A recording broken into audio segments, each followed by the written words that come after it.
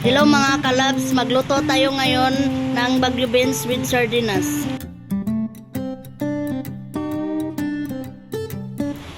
Una ko pala hiniwa yung kamatis, sunod bell pepper at saka bombay.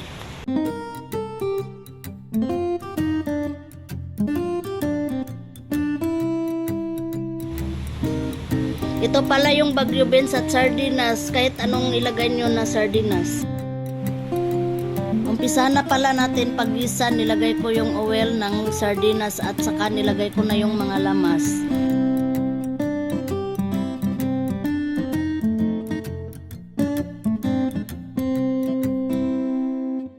Next, nilagay ko na yung sardinas mga kalabs.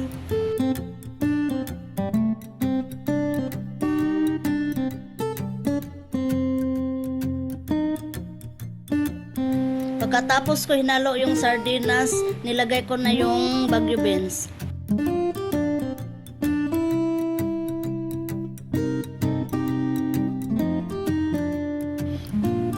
Mga kalabs, takpan muna natin ng 5 minutes para lumambot ng konti.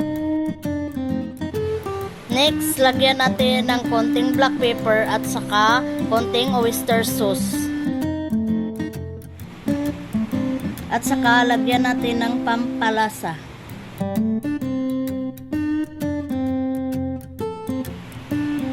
Nilagyan ko ng konting asin.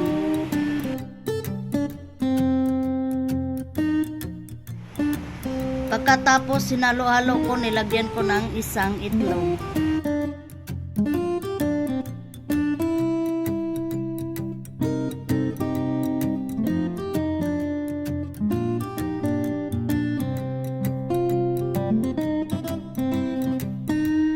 Pagkatapos ng 10 minutes, ito na pala yung finished products mga kalabs. Please like and subscribe.